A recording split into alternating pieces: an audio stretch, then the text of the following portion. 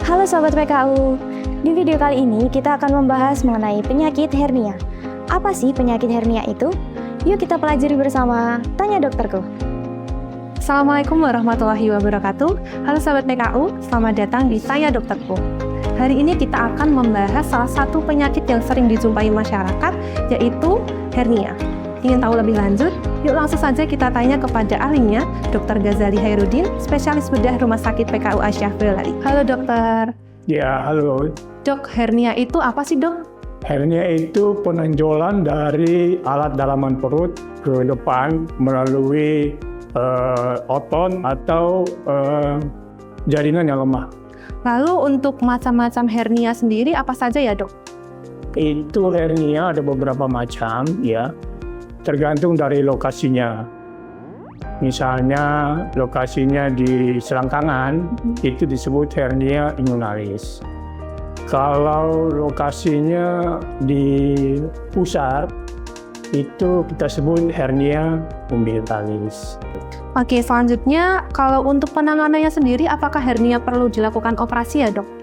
Ya, hernia itu perlu dilakukan tindakan operasi karena mencegah ya terjadinya cekikan ya di usus ya, dan kalau ini terjadi itu akan menimbulkan hal-hal yang lebih serius.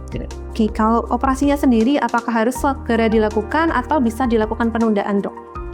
Sebaiknya segera dilakukan. Kenapa demikian? Karena kalau tidak dilakukan operasi seperti yang saya katakan tadi bisa terjadi cekikan ya.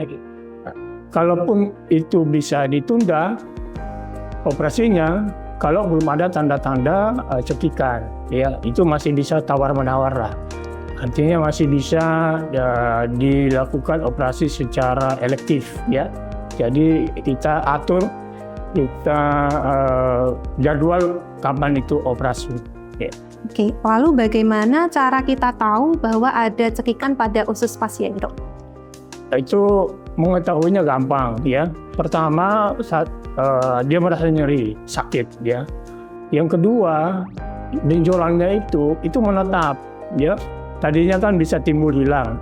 Kalau sudah terjadi cekikan, itu menetap, ya.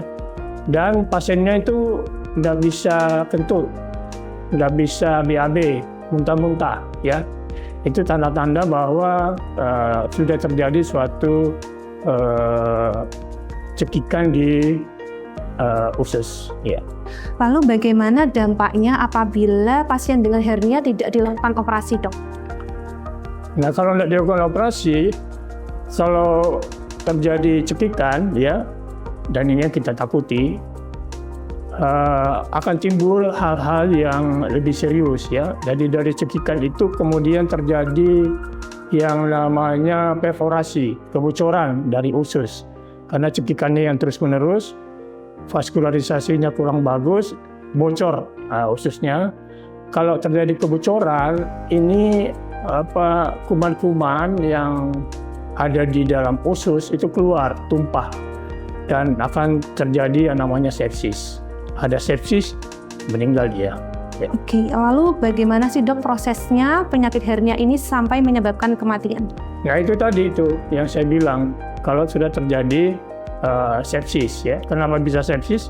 Karena cekikan yang bocor tadi ya menimbulkan tumpah ruahnya kuman-kuman di usus menjadi sepsis. Ya. Lalu berapa lama sih dok hari perawatan pada pasien setelah operasi hernia? Rata-rata itu 2-3 hari setelah operasi itu pasien bisa pulang.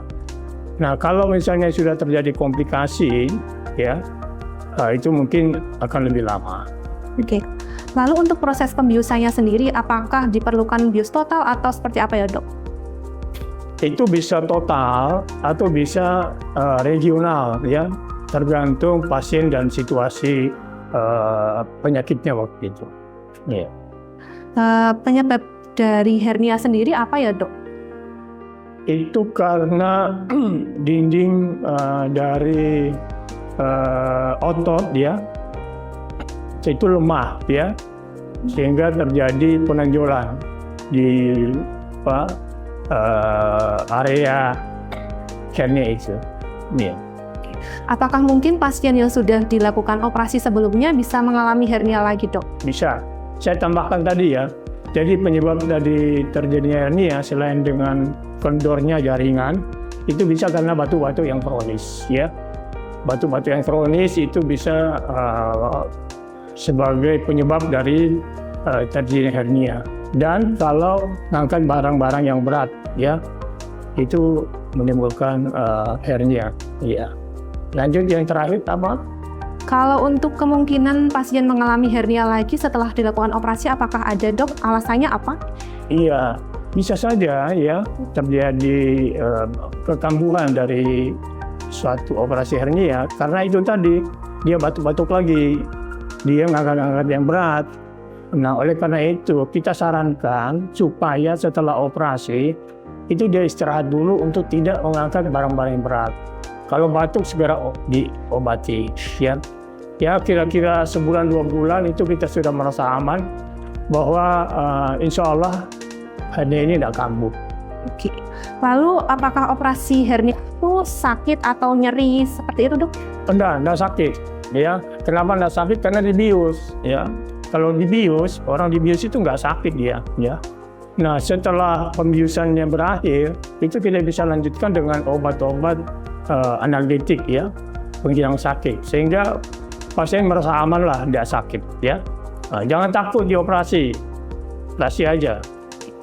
Lalu bagaimana sih, Dok, resiko pada pasien hernia yang terjadi ulangan? Kalau terjadi operasi ulangan, itu konsekuensinya dia lebih sulit, ya. Kenapa lebih sulit? Ya karena jaringannya itu sudah berubah. Yang kedua lebih lama waktunya, ya. Tapi biasanya meskipun operasi yang kedua itu hasilnya baik. Oke.